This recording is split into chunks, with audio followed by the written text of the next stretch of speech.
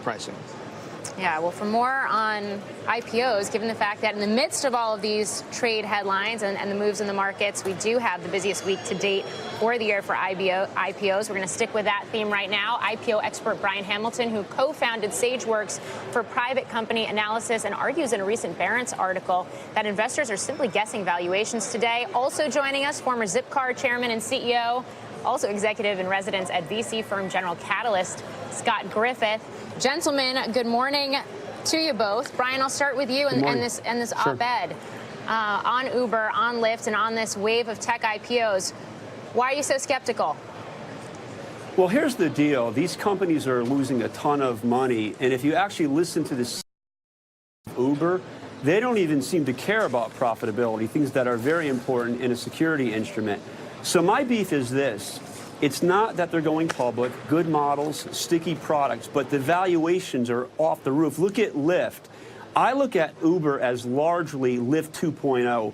They're losing tons of money. They are growing. It's a good company, but where are these valuations coming from? Basically Mars. They ought to get together with a guy from Tesla. It's just crazy to me. Scott, do you agree? I don't know if I agree or not. I think I agree that the valuation basis for these companies is very difficult to know. I mean, I think profitability looks like it's way in the distant future. I actually step back and look at these as long-term investments, even at this stage, and really ask kind of a different question I haven't heard a lot of conversation about, which is how do these guys retain their key executives and key employees after these IPOs? This year, we're seeing many companies come public for the first time in the sort of post-Andreessen, post-SoftBank era of these big unicorn, big valuation rounds. They're staying private for a long time, much longer than we typically saw historically. And so a lot of these employees are fully vested. They're probably happy, they're having a great time, but they're fully vested, and they're starting to think about the next big thing. As these things go public, what are they doing to retain these great executives? Some employees. Brian, some companies have done better at this than others. Brian, and how Facebook's much done a great job. Yeah, Brian, I'm wondering, I mean, Uber's IPO, biggest domestic IPO since Facebook, how much of the IPO market for the rest of the year, perhaps, is riding on what happens Friday and a little bit beyond? And given that we've got this trade situation looming as well, is the market itself in the balance? Yeah, 2 points. First of all, the IPO market tracks much to the overall market, so I think Friday is important, but let's not overstate it. Going back to Scott's point, Scott, I agree with you. I think you're right. It's a good point. It's a unique one. But here's the deal. It's not just that these guys are losing money, Scott. They don't even have fidelity around the idea of profits. And they're not, I don't want to say, I actually do want to say it. They're sort of arrogant about it. Like, hey, we never have to be profitable. So, Scott, I think you're right. You got to look long run. But if these guys don't have any fidelity to basic things like earning profits 20 years from now, we got a problem. This stuff is not that complicated. I ran a tech company for 20 years. I sold out last year. Why are tech guys like me given a pass on basic fundamentals? It just does not make sense to me. Scott, your thoughts on that? Yeah, I actually agree. I think the thing, again, stepping back, looking a little more long term, the concern I have about both of these business models, and they're very different companies.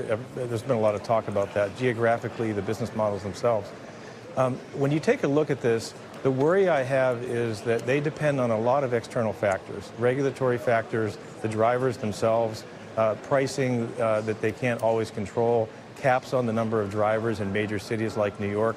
I worry that they end up looking like the airline industry before it's all over, and they're basically utilization management companies. The multiple that you'd apply to that model would be less than 1x revenue versus the 10x we're seeing in the market for Uber. So that's my worry, is that you end up in this utilization management game and they look like the airline industry, and you have a real struggle for profitability up and down every year. Yeah, by the way, bingo, Scott, on that. Totally bingo. But look where they are trading. They're going to be at 8 to 10 times trailing sales. So they're going out to market. I understand that. Good business model, so on and so forth. The long term looks good, but they're not going to trade at 1 or 2 times. These are looking for 8 to 10 times trailing revenues. That's the problem. So if you're coming in now, you are buying high, and it is really clear.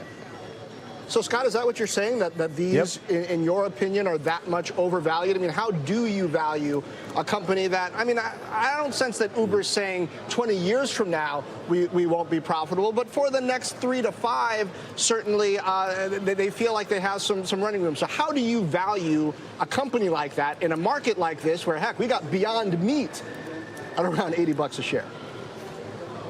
Well, I think in any of these marketplace businesses, you almost always look at gross margin at this stage.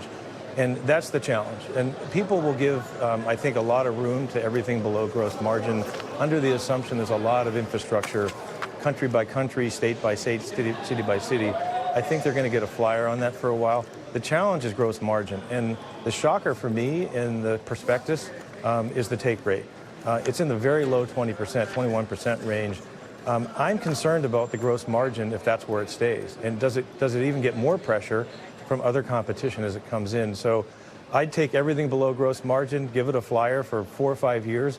I'm still concerned about gross margin right now. All right, a key metric to watch as we do get this Uber IPO on Friday, as expected. Brian Hamilton and Scott Griffith, thanks for joining us today.